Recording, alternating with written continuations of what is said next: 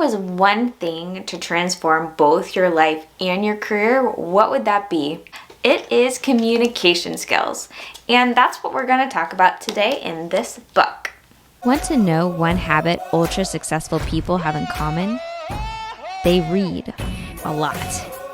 They believe that books are the gateway to learning and knowledge. This is a sprinkle of wisdom. I first learned about this book, the Million Dollar Toolbox, a blueprint for transforming your life and your career with powerful communication skills. Whew, that's a long title. I'm a little out of breath. I first learned about this book taking the Excellence in Speaking course, which is a course that was started by the author, Ty Boyd. It still lives on, actually, run by one of his daughters. And so I was able to take this course to learn about speaking skills. Have the skills. I have the skills. Ty Boyd is an amazing father, but he was also a wonderful broadcaster. So that is how he learned all his skills in communication and public speaking. And that is exactly what this book is going to teach us. It gives you everything from practical tips about how to put your presentation together down to the practice that it requires. So I really liked that book for all the details in it. So for this one, to summarize and to give you a few nuggets from the book, I'll go over two big takeaways and things to think about when you're speaking, and then two of the tools he talks about that are some of the most important ones. And believe it or not, one of those includes fear of public speaking. Yes, that can be a tool, and I'm going to show you how. Now make sure you stay till the end because I will also have a gift for you to take away with. Gift for me? Now the first takeaway from the book is about your personal style when it comes to presenting. And I really like this one because this one's a fun one. It means you can be creative and be truly you. If you look at the most popular TED Talks of all times, you will see very different types of presenters. Like Sir Ken Robinson. He walks onto that stage very casually. He's joking throughout the whole presentation. It's fantastic. Totally recommend it. And then you have Dr. Amy Cuddy. She is a researcher, and she actually looks a little nervous through her presentation and talks about a very personal story. Also very good, but very, very different.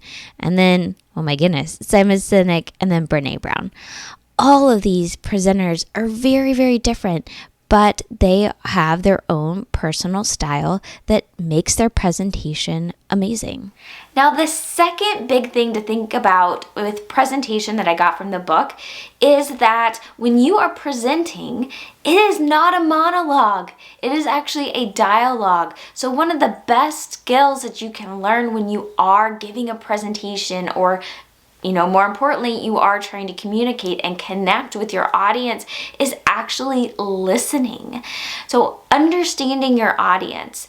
And he talks about, again, he goes into much more detail, but everything from researching your audience beforehand to showing up early and talking with some of the audience before you get on stage. If you can actually call out the name of somebody in the audience, that is a surefire way to connect with your audience. I know I've had a presenter do that to me, and you just all of a sudden you are tuned in for the rest of the presentation if you were tuned out at all. Remember, you have a personal style.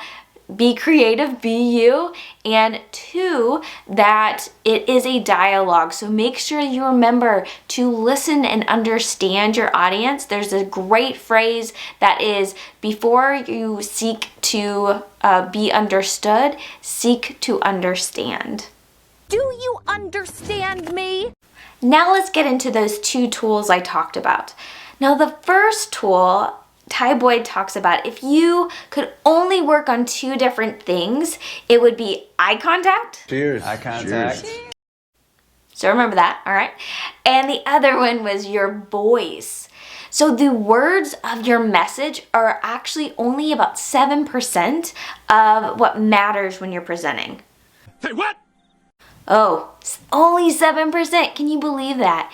But your voice is like a huge 35% of the presentation, with the other like nonverbal, your body language, right? So that 35% is really powerful. So your voice, remember, is a really key component. And if you're like me, you may be thinking, well, I don't have the biggest booming, sexy voice, so I guess I'm in trouble there.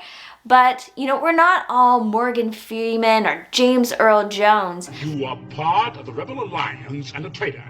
But there are a lot of things that you can teach and train yourself when it comes to your voice. In fact, I actually just learned this reading another book about James Earl Jones, and that was he had a stutter.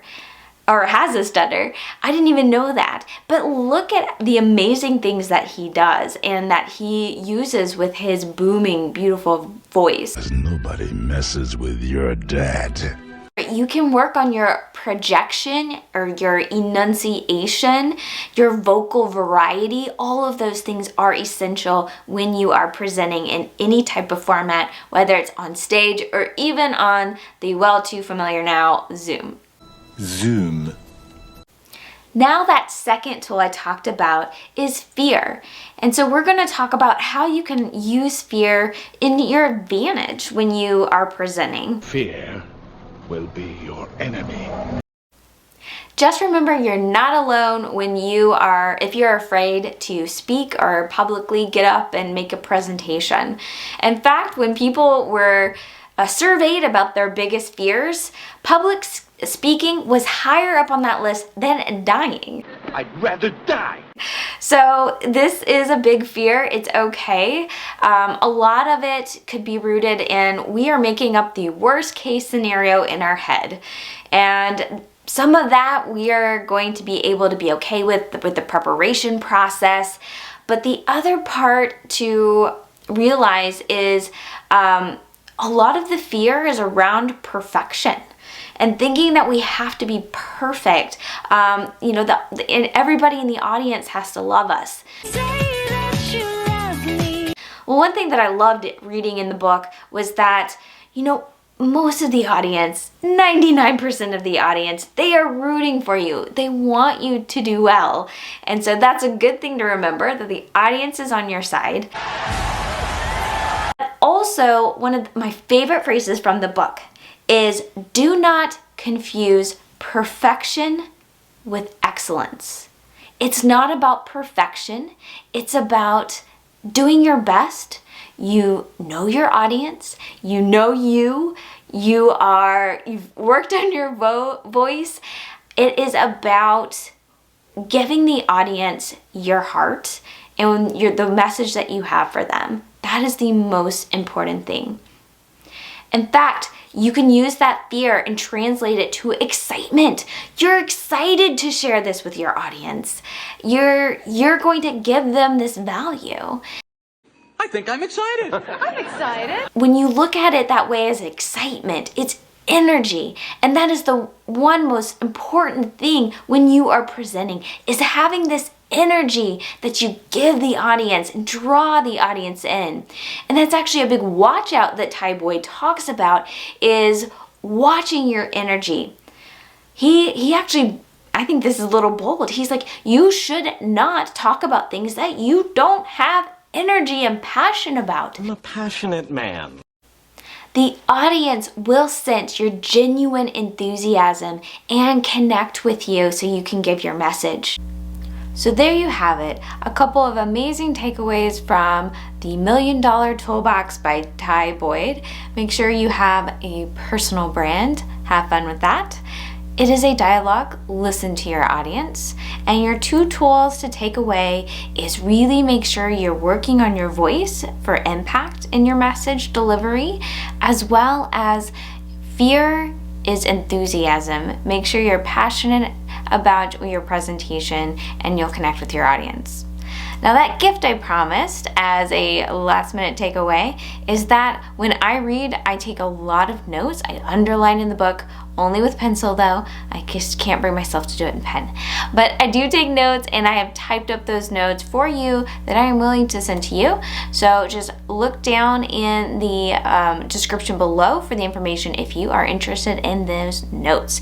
And there you have it, your sprinkle of wisdom. Also, this is me talking with experience, because I do recording a lot more than you.